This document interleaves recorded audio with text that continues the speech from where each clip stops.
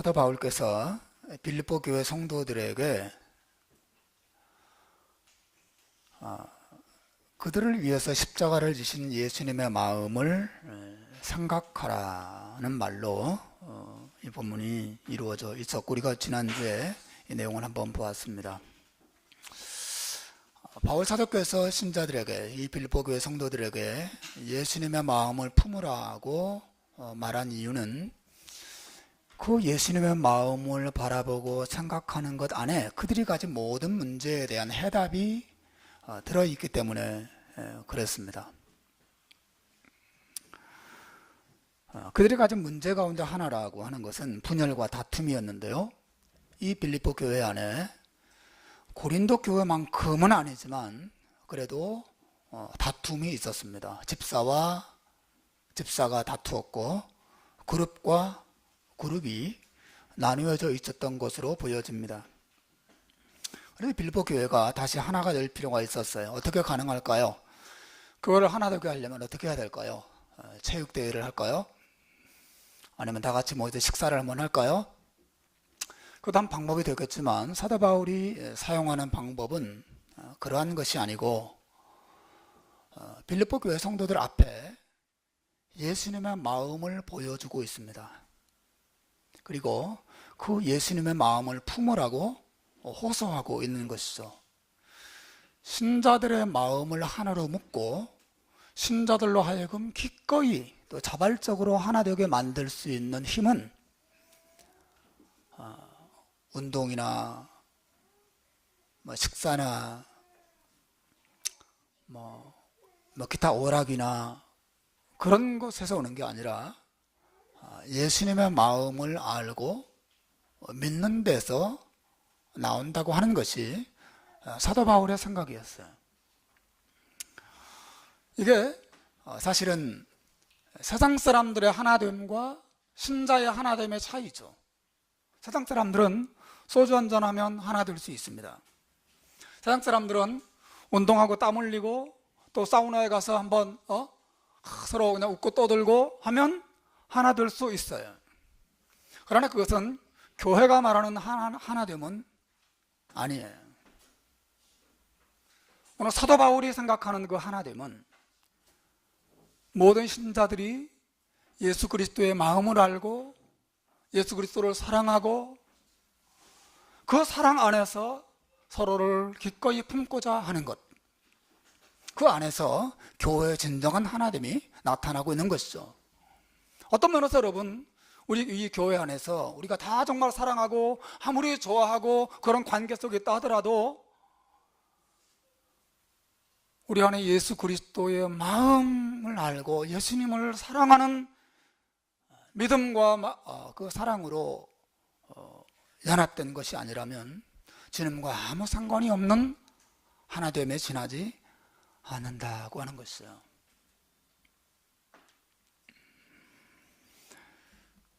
바울 사도께서 빌립보 교회 성도들에게 간절하게 호소합니다. 여러분 안에 그리스도의 마음을 품으십시오. 그리고 이것이 예수 그리스도의 마음입니다. 그분은 하나님과 동등한 분이시지만 하나님과 동등됨을 취할 것으로 여기지 아니하시고 또 우리의 자기를 비워서 종의 형체를 가지고 사람의 모형으로 나타나시고 사람이 되셔서 더 나아가서 죽기까지 자기 자신을 죄인들을 위하여 내어주시는 그런 모습을 쭉 설명하면서 그 하나님의 아들이 사람이 되어서 십자가를 지는 과정 속에서 나타난 예수님의 마음을 곰곰이 바라보고 묵상하게 만들고 있습니다. 우리 교회가 또 우리 교회 안에 속한 여러분의 가정이 이 예수의 사랑과 예수의 은혜로 하나 되기를 주님의 이름으로 축원합니다. 사도가 그렇게 말하고 나서 이제 본격적으로 하고 있는 것은 그렇게 죄인을 구원하시려고 자신의 생명까지 내려놓은 그 예수님을 하나님께서 어떻게 축복하셨는가를 말하기 시작합니다. 9절을 보시면 이러므로 하나님이 그를 지극히 높여 모든 이름 위에 뛰어난 이름을 주셨다.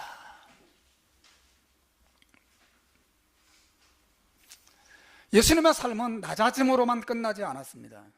하나님께서 그분을 지극히 높이셨다고 말합니다. 그래서 지극히 높이다고 하는 이 헬라의 의미는 오늘날 말로 표현하자면 엘리베이터에 태워서 높이 들어올리다, 그런 뜻이에요. 가장 지하 밑바닥에 있는 사람을 엘리베이터에 태워서 제일 꼭대기에 순식간에 끌어올리듯이 하나님께서 그렇게 십자가에 낮아지시고 무덤에 묻히신 그분을 지극히 높이셨다. 예수님을 부활하게 하셨고 승천하게 하셨다는 것이죠. 그리고 예수님께 그 모든 이름 위에 뛰어난 이름을 주셨다고 말하고 있습니다. 예수님은 원래부터 뛰어난 이름을 가지신 분이시죠. 그렇지 않습니까? 그분은 하나님의 아들이세요. 그분은 성자 하나님 자신입니다. 그래서 뭐 더 높은 이름을 주시고 자시고 하실 필요가 있어요, 없어요? 없어요. 그분은 원래 높은 이름을 가지신 분이세요. 하지만 하나님께서는 예수님께 존귀한 이름을, 뛰어난 이름을 더하셨습니다. 그렇게 하신 이유는 그분이 하나님의 뜻을 위해서 낮아지셨기 때문에 추가로 주신 특별한 이름이죠.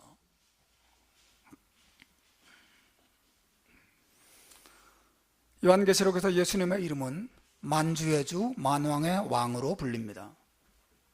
계시록 19장 16절에 보시면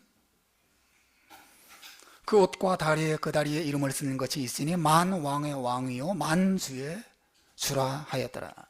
예수님의 이름입니다.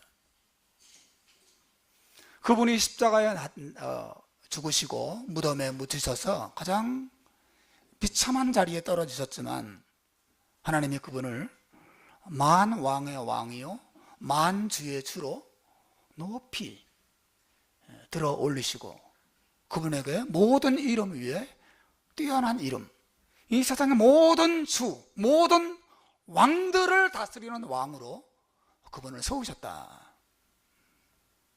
사도가 그 얘기를 하고 있습니다. 우주 만물 가운데 그 어떤 이름도 이 이름보다 더 높은 이름은 없어요. 게다가 예수님은 가장 아름다운 이름도 가지셨습니다. 그것은 세상의 구주라고 하는 이름이에요. 요한일서 4장 14절에서 사도 요한 말합니다. 아버지가 아들을 세상의 구주로 보내신 것을 우리가 보았고 또 증거하노니. 예수님을 세상의 구주라 부릅니다. 여러분, 정말 아름다운 이름 아닙니까? 누가 이런 이름을 가질 수 있겠어요? 세상의 구주, 세상의 구원자, 죄인들의 친구.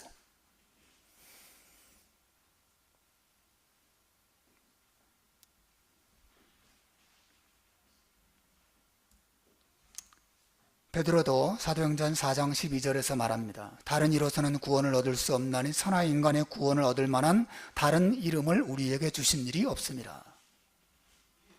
그분은 세상의 유일한 구주라고 하는 이름을 가지고 계세요.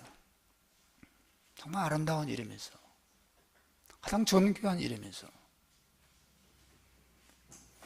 그러므로 예수님의 이름은 가장 높은 이름이고 가장 소중한 이름이고 세상 모든 사람들이 사실은 사랑하고 기뻐하고 예배하고 찬송해야 될 중요한 이름이에요.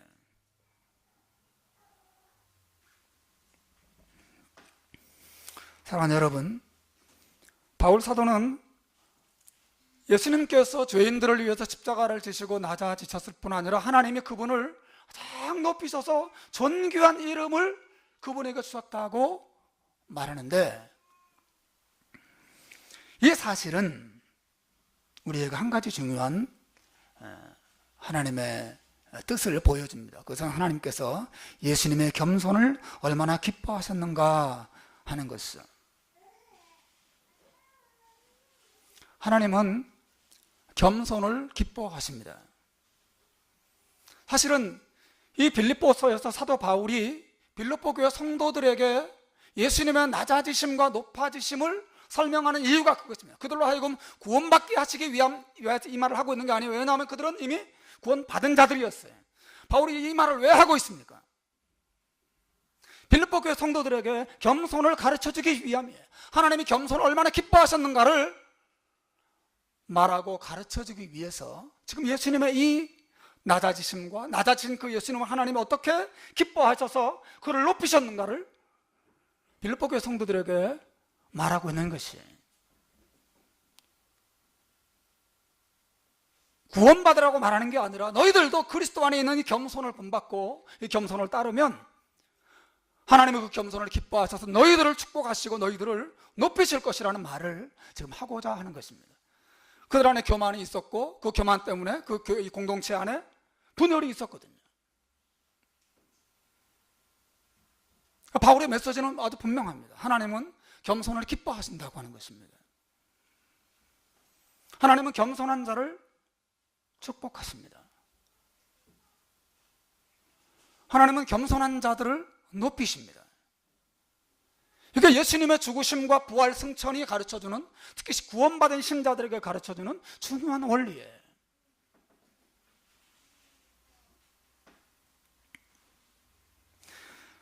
야고보 기자가 겸손에 대해서 야고보서 4장 6절에서 말합니다. 그러나 더욱 큰 은혜를 주시나니 그러므로 일렀으되 하나님이 교만한 자를 물리치시고 겸손한 자에게 은혜를 주신다 하였느니라. 교만하면 반드시 무너집니다. 겸손한 자는 하나님 반드시 축복하십니다. 그것을 보여주신 분이 예수 그리스도였어요. 그분의 삶과 죽음, 우리가 부활과 승천은 우리 구원에 있어서 너무너무 중요한 진리를 말해주지만 그것만이 아니라 신자들의 삶에 있어서도 우리가 주님의 뜻을 위해서, 주님의 영광을 위해서 나 자신을 내려놓고 겸손한 자리를 취할 때 하나님은 그것을 얼마나 기뻐하시고 축복하시는 를 말해주는 중요한 모범을 보여주는 것이죠. 예수님의 삶에. 성경이 말하는 겸손이라고 말의 의미는, 겸손의 의미는 두 가지예요. 하나는 자신의 연약함을 인정하고 하나님만 의지하는 것입니다. 오늘은 어린이 주일이죠. 예수님이 어린이를 사랑하셨습니다. 그리고 어린이들을 모범으로 우리에게 제시하십니다. 왜냐하면 그들은 겸손의 상징이기 때문에 그렇죠. 우리 어린아이와 같이 되라고 말씀하셨어요. 어린아이들은 나이가 어릴수록 어른들을 의지합니다. 그래서 겸손입니다. 예수님은 하나님과 동등된 분이심에도 불구하고 하나님 없이 홀로 살아가지 않으셨습니다. 요한복음 5장 19절에 보면 아들이 아버지 하시는 일을 보지 않고는 아무것도 스스로 할 수 없다고 말씀하실 만큼 그분은 철저히 하나님을 의지하고 하나님의 뜻을 생각하고 하나님의 능력을 의지하고 하나님과 함께 동행하기를 힘쓰셨어요. 그 예수님의 저는 겸손이라고 봅니다. 하나님 필요 없어요. 나 혼자 다 할 수 있어요. 하실 수 있는 유일한 분이심에도 불구하고 그런 삶을 살지 않으셨습니다. 그래서 겸손이죠. 모든 일에 하나님을 의지하는 것, 자신의 약함을 인정하는 것, 하나님은 그런 겸손을 기뻐하십니다. 여러분, 예수님을 믿는다는 것은 겸손을 의미하죠. 왜냐하면 그것은 우리가 우리 자신을 구원할 수 없는 죄인임을 인정하고 하나님의 은혜만을 의지하는 것을 의미하기 때문에 그렇습니다. 믿음이란 겸손입니다. 겸손하지 않으면 믿을 수 없습니다.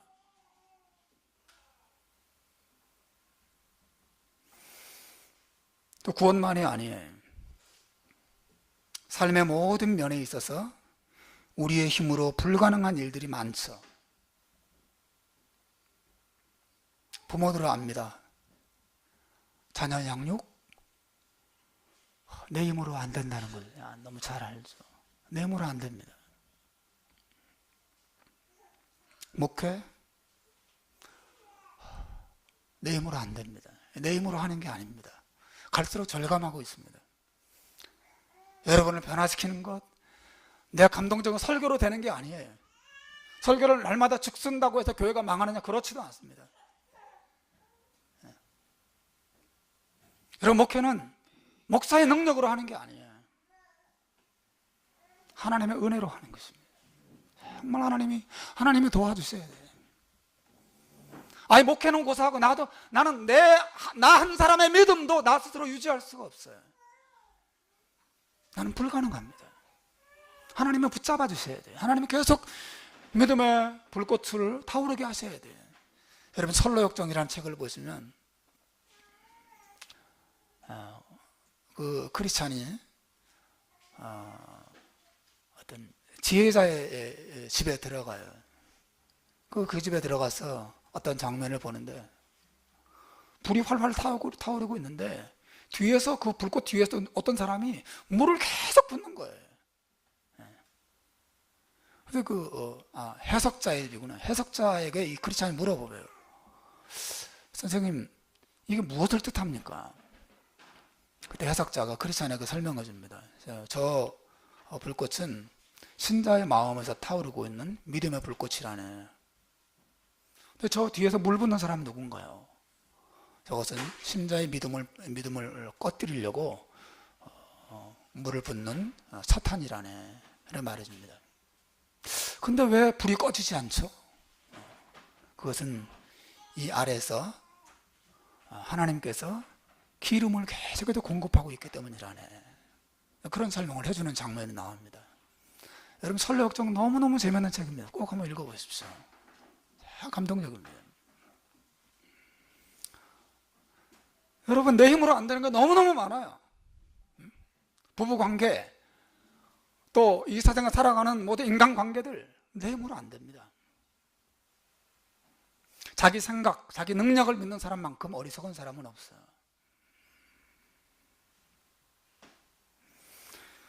여러분, 내 힘으로 안 되는 일을 만나는 것은 우리의 축복의 기회입니다. 그때 여러분, 하나님 앞에 겸손히 엎드리시길 바랍니다. 그때 겸손히 하나님의 도움을 구하십시오. 그렇게 안 되는 일 앞에 마치 벽에 선과 같은 담담함이 여러분이 밀려올 때 겸손하게 하나님 앞에 엎드리면 겸손한 예수 그리스도를 높이신 하나님께서 여러분의 겸손한 믿음과 기도를 받으시고 여러분을 높이시고 여러분을 축복하실 것입니다. 겸손에 가지는 또 하나의 의미는 하나님을 사랑하는 것이에요. 그래서 하나님을 사랑하기 때문에 그분의 뜻을 위해서 자신을 내려놓는 것, 이 겸손입니다. 겸손이라고 하는 건 막연히 그냥 하나님만 의지하는 것을 넘어서서 하나님을 사랑하고 하나님을 사랑하기 때문에 나의 뜻, 나의 의지, 나의 계획, 나의 감정, 나의 소원들을 내려놓는 것이 겸손입니다. 예수님의 겸손이 그것을 잘 보여줬죠. 예수님이 십자가를 지시기 전날 밤, 여러분은 잘 아는 기도를 마태복음 26장 39절에서 보여주셨죠. 아버지여, 할만하시거든 이 잔을 내게서 지나가게 하옵소서. 그러나 내 원대로 마옵시고 아버지의 원대로 이루어지기를 원하나이다. 가장 겸손한 기도죠. 여러분, 예수님의 뜻도 하나님의 뜻만큼 완전하잖아요. 예? 그렇지 않나요? 예수님의 소원도 하나님의 소원만큼 완전하고 흠이 없는 소원이에요. 그분이 자신의 뜻과 자신의 소원들을 하나님을 사랑하고 하나님을 영화롭게 하기 위해서 다 내려놓고 계십니다. 저는 이게 겸손이라고 생각합니다. 이게 예수님의 마음이에요. 여러분, 우리 안에 소원이 있을 수 있어요. 우리 안에 계획이 있을 수 있습니다. 우리 안에 우리가 가진 시간표가 있을 수 있죠. 미숙한 신자는 자신의 생각, 계획, 자신의 시간표를 고집하면서 하나님께 때를 씁니다. 하지만 성숙한 신자는, 또 겸손한 신자는 예수님처럼 그렇게 기도합니다. 아버지여, 이것이 내 소원이고 내 뜻이고 내 계획이고 내 시간표지만 하나님, 내 뜻대로 하지 마시고 아버지의 뜻이 내 삶 속에서 이루어지기를 원합니다.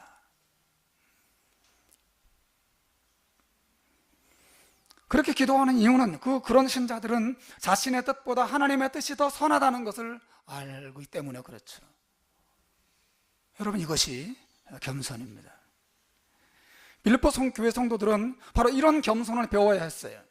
내 눈에 보기 싫은 성도라 하더라도 하나님의 뜻이 그를 사랑하고 품는 것이라면 나의 감정을 내려놓고 그 사람을 품고 하나 되고 연합하고 협력하고 복음을 위해 함께 싸우는 것, 우리가 빌립보서 교회에서 본 것처럼 이게 복음에 합당한 삶이라고 하는 것이죠. 겸손이 없이는 절대로 하나 될 수 없습니다.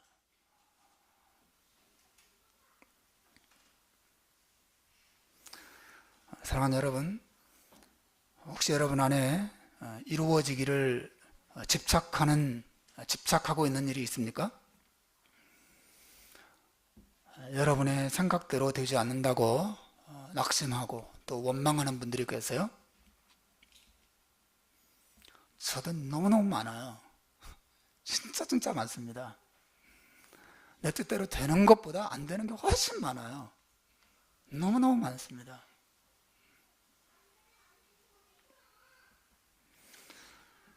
그럴 때 내 생각과 감정들을 하나님 앞에 정말 내려놓고 하나님이 선하십니다.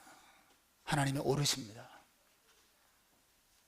하나님의 하나님 되심을 인정하고 하나님을 받아들일 때 하나님은 그런 겸손을 축복하시고, 그렇게 겸손히 주님의 뜻을 구하는 자들을 예수님을 높이셨던 것처럼 높이실 줄로 여러분 믿으시길 바랍니다. 저는 여러분께 하나님께서 예수님을 지극히 높이신 사실이 보여주는 한 가지 중요한 의미를 여러분에게 소개했어요. 하나님은 겸손을 기뻐하신다고 하는 거죠. 그런데 그 사실이 주는 또 하나의 중요한 의미가 있어요. 오늘 사도가 우리가 말하는 것은, 하나님의 뜻은 우리가 예수 그리스도 앞에 무릎을 꿇는 것이라는 점이에요. 하나님께서 예수 그리스도를 높이 올리신 이유는 그분의 겸손을 기뻐하시기 위함이기도 하지만, 그 높은 이름을 가지신 그분 앞에 우리 모두가 무릎을 꿇게 하시려고 그분을 높이셨다고 하는 것입니다.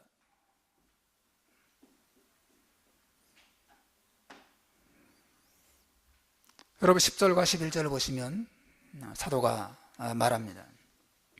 하늘에 있는 자들과 땅에 있는 자들과 땅 아래에 있는 자들로 모든 무릎을 예수의 이름에 꿇게 하시고 모든 입으로 예수 그리스도를 주라 시인하여 하나님 아버지께 영광을 돌리게 하셨느니라 그랬습니다. 예수님을 높이신 이유가 여기 있어요.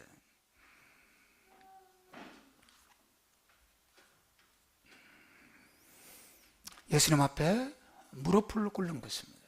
하나님의 뜻이에요. 예수님을 주님이라 부르는 것입니다.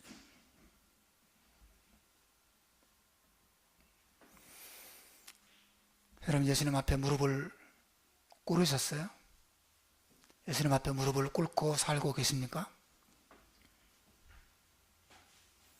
하나님의 그분을 높이셔서 모든 만물들로 그분 앞에 엎드리게 하셨는데, 여러분도 엎드린 사람 가운데 속해 있습니까? 여러분, 예수님 앞에, 예수님의 이름 앞에 무릎을 꿇는다는 것이 무엇을 의미합니까? 많은 의미가 있겠죠. 그 안에, 그죠? 어떤 사람 앞에 무릎을 꿇는다는 것은 그 행위 안에 많은 것들이 함축되어 있죠. 저는 그 중에 한 가지를 여러분과 함께 좀 집중적으로 생각해 보려고 합니다. 여러분, 예수 그리스도의 이름 앞에, 그분 앞에 우리가 무릎을 꿇는다고 하는 것은 1차적으로 우리의 실패를 그분 앞에 인정하는 것을 의미하는 것이에요. 여러분, 집을 나간 둘째 아들 이야기, 예수님이 말씀하신 그 비유 가운데 그 둘째 아들이 집으로 돌아와서 아버지 앞에 무릎을 꿇는 장면이 나옵니다. 여러분, 그 아들이 집으로 돌아와서 아버지 앞에 무릎을 꿇었다는 것은 무엇을 의미합니까?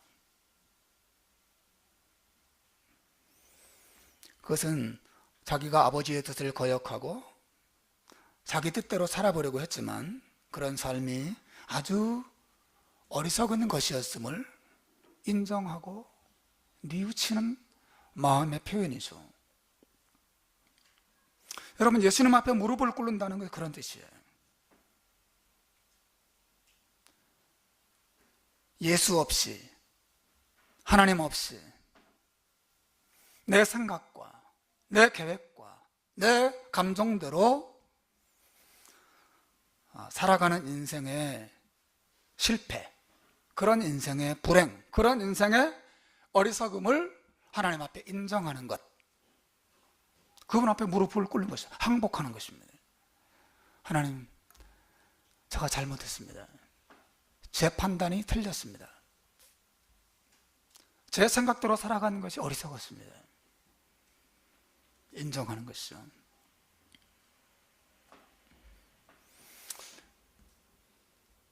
여러분, 우리는 자주 실패해요. 실패는 우리의 어떤 말이에요, 운명과 같은 것이죠. 항상 우리의 삶에 실패가 따라다닙니다. 공부를 실패하기도 하고, 다이어트에 실패하기도 하고, 몸매 관리 실패하는 사람도 있고, 사업을 실패하기도 하고, 자식 농사를 실패하기도 하고, 부부관계나 여러 인간관계를 실패하기도 합니다.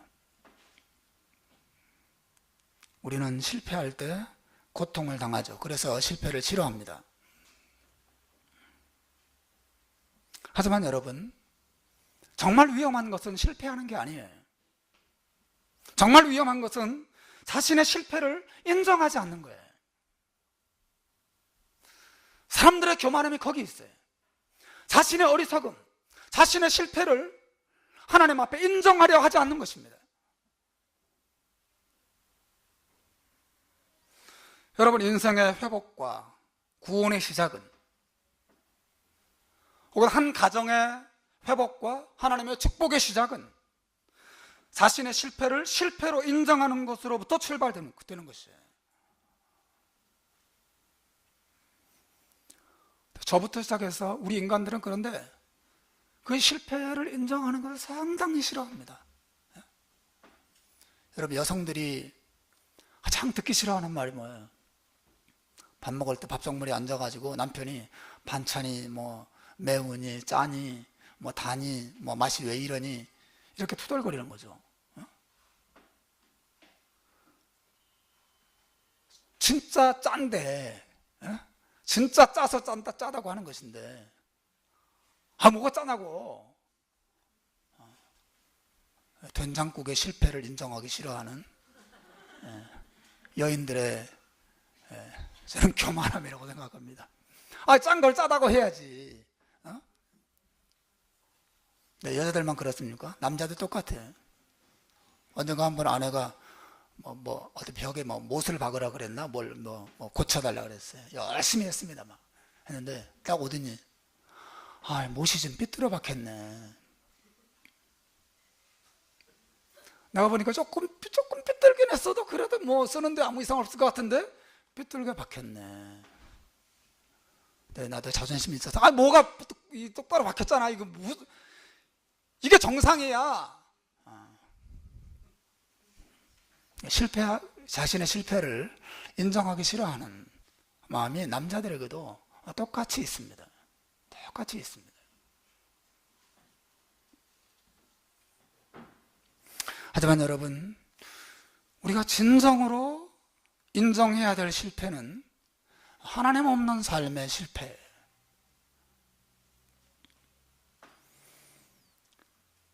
저는 이것이 세상의 정말 가장 큰 문제라고 생각합니다. 인간은 여전히 하나님 없는 삶이 언젠가는 세상을 파라다이스로 만들어줄 것이라고 생각해요. 인간은 여전히 하나님 없는 삶에 대한 희망을 가지고 있어요. 분명히 실패했고 앞으로 실패할 것이 너무나 분명한데도 그 실패를 인정하려 하지 않습니다.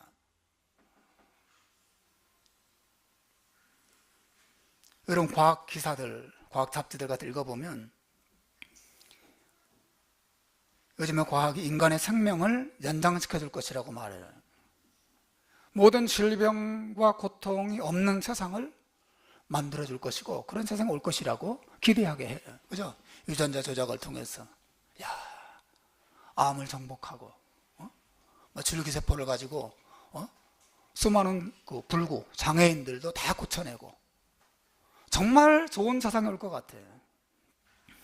인간의 수명도 연장시킬 것 같아요. 과학의 힘이 대단하죠. 그 과학의 능력이 세상을 정말 아름답게 만들어 줄 것처럼 생각하게 만들어요.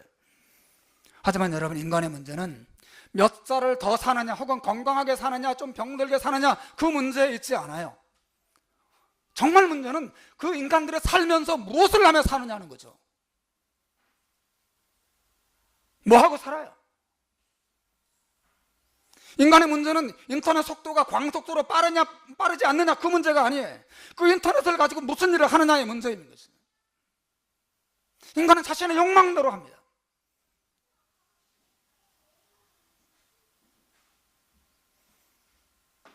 과학이 아무리 발달해도 그 과학을 이용하는 인간의 이 죄악된 본성이 변하지 않는 한 세상은 갈수록 타락할 것이고 결국 인류의 역사는 실패할 것입니다. 갈수록 더 어두워질 것이고 갈수록 더 혼돈스러워질 것입니다. 결국 세상은 무너지게 될 것입니다. 근데 여전히 인간들은 그 사실에 눈을 가리고 종종 한탄해요. 세상이 왜 이러지? 세상이 왜 자꾸 이렇게 어두워지지? 그렇게 말하면서도 하나님 없는 삶의 실패를 인정하려 하지 않고 예수 그리스도 앞에, 하나님 앞에 무릎을 꿇으려 하지 않습니다.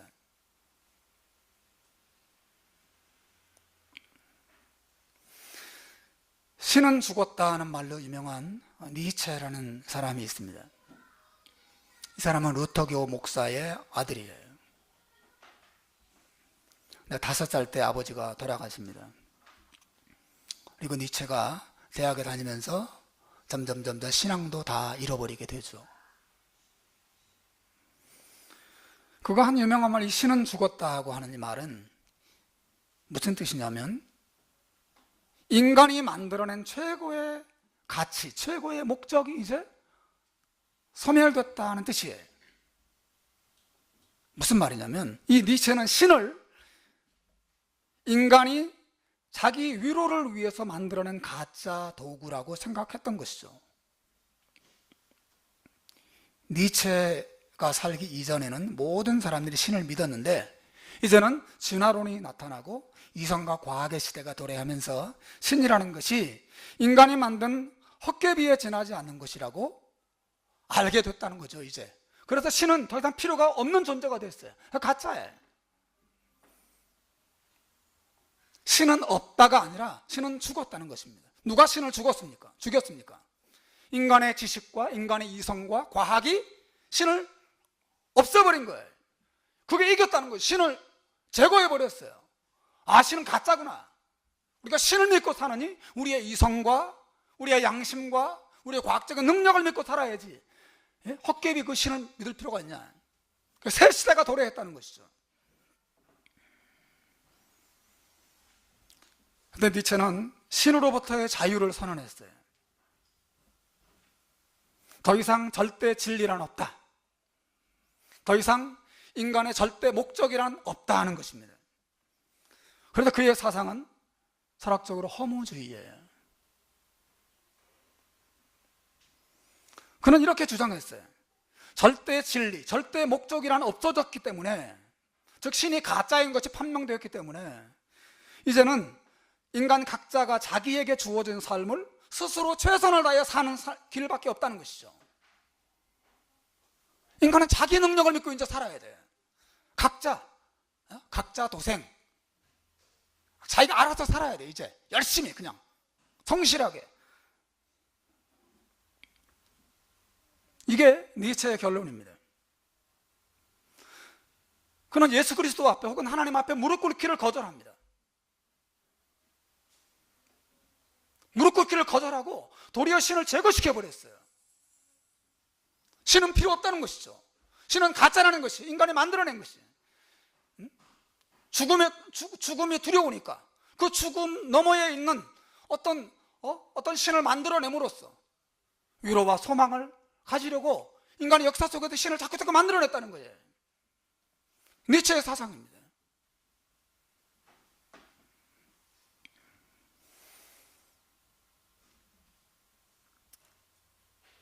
그래서 그 모든 이제 과학과 이성의 시대가 들어있기 때문에 신은 죽었다는 것입니다. 폐기 처분됐다는 거죠. 이제. 새 시대가 왔어요. 하나님 앞에 무릎 꿇을 필요가 없는 것입니다. 무릎 꿇지 말고 일어서서 스스로 용기를 가지고 자신의 운명을 개척하자는 것입니다. 이게 니체의 사상이에요. 그런데 니체가 볼 때 개개인은, 인간 한 사람 한 사람은 너무나 약해서 자주 종교에 빠지고 자주 유혹에 빠지고 자주 부도덕한 삶을 살아가요. 그래가지고는 이 세상을 파라다이스로 만들 수 없어요. 따라서 니체는 보통 사람들에게 세상을 맡겨두면 세상의 운명이 절망적이라고 생각했습니다. 그래서 그에게 나타난 사상이 여러분 잘 아는 것처럼 소위 초인 사상이에요. 초인. 니체는 초인을 기다렸어요. 니체가 볼 때 인간이 이 모든 죄와 무질서를 이기려면 인간 스스로 초인이 되든지 아니면 세상이 죄와 유혹에 넘어가지 않는 초인들로 가득한 세상이 될 때 세상의 파라다이스가 될 수 있다고 믿었어요.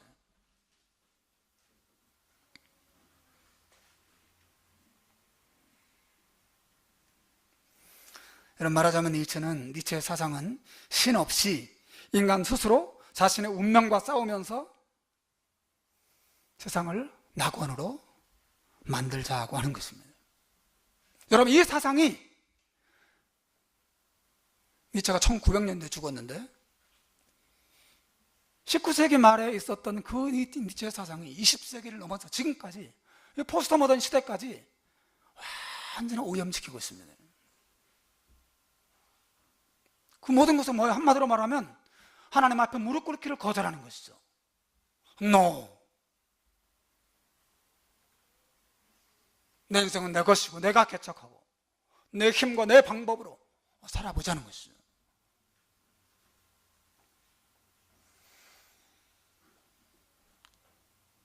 그렇게 탁월했던 니체가 죽을 때 정신착란으로 정신병원에서 죽었다는 것을 여러분 기억하셔야 됩니다.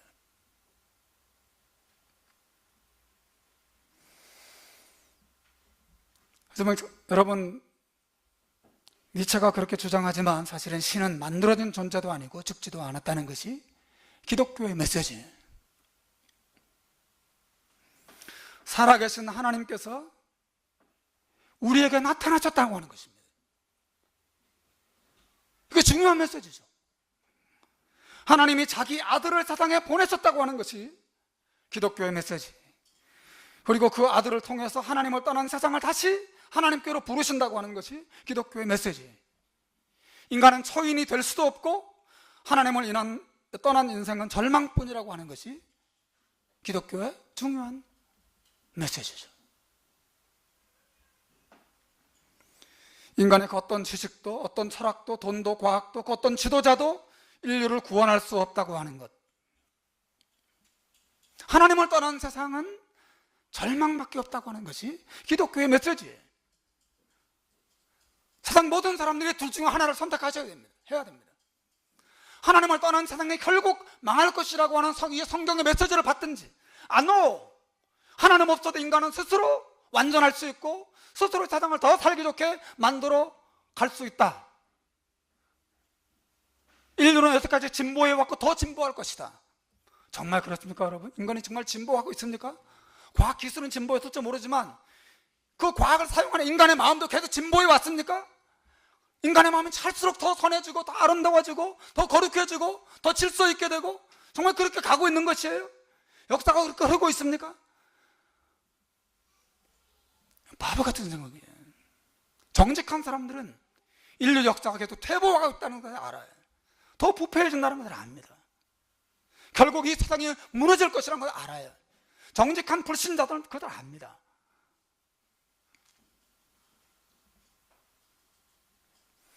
저는 성경의 메시지를 믿습니다. 사도 바울이 만난 예수님과 사도 바울이 믿었던 그 하나님을 제가 믿습니다. 여러분에게도 그런 믿음이 있기를 주님의 이름으로 축원합니다. 우리의 살 길은 하나님이 보내신 자기의 아들, 우리의 구원자 그분 앞에 무릎을 꿇는 것입니다. 우리의 지식과 우리의 이성의 한계를 인정하고, 우리의 죄악됨을 인정하고, 우리의 실패를 인정하고, 그 그리스도 앞에 무릎을 꿇고 그의 용서를 구하고 그의 자비를 구하고 그 하나님의 사랑을 의지하고 사는 것, 거기에 인간과 역사에 구원이 있다고 하는 것이 성경의 메시지예요. 저는 성경의 진리라고 믿습니다. 모든 면에서, 모든 면을 종합해 볼 때 이 성경 같은 책이 없습니다. 성경이 옳습니다. 적어도 제 인생을 살펴볼 때 내가 죄인이라고 말하는 성경의 진리가 옳습니다.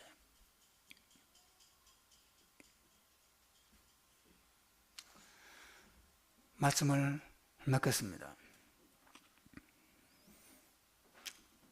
눈을 들어서 인류가 지나온 역사를 보고 지금 현재 그 세상에 무너져 가고 있는 것을 여러분 한번 보십시오.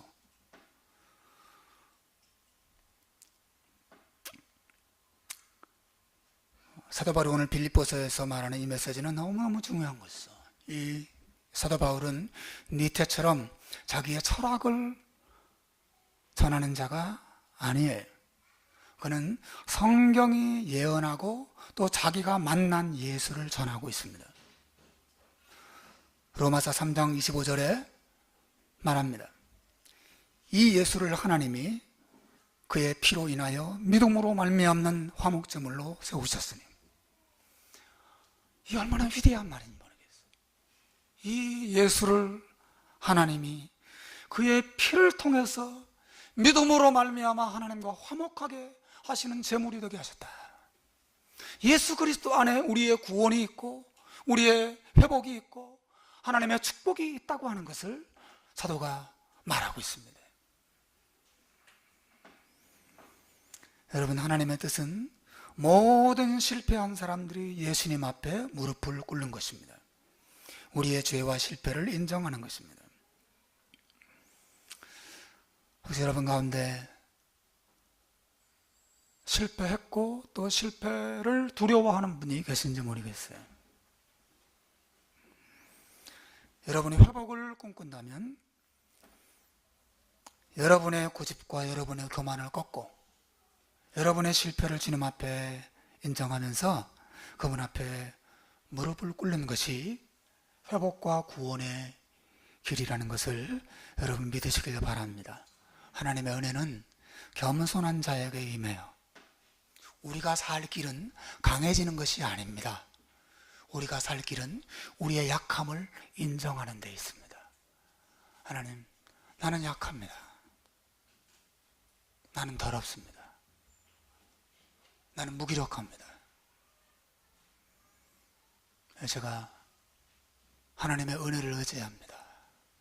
그리고 예수 그리스도 안에 하나님이 나타내신 그 사랑과 용서와 그 긍휼을 의지할 때 하나님께서 낮아진 겸손한 자를 들어 올리시고 그들을 축복하시는 역사를 여러분이 경험하게 될 줄로 믿습니다.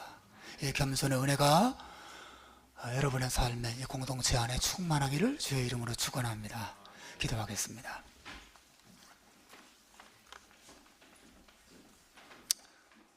하나님 아버지,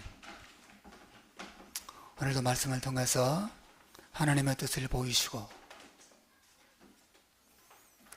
우리를 위해서 세상에 오시고 십자가에 죽으시고 부활하신 예수 그리스도 앞에 겸손히 우리의 부족함과 죄 많음을 인정하고 하나님의 은혜를 구하는 것이 우리와 세상이 살 길임을 우리에게 다시 한번 들려주시고 확인하게 하심을 감사합니다.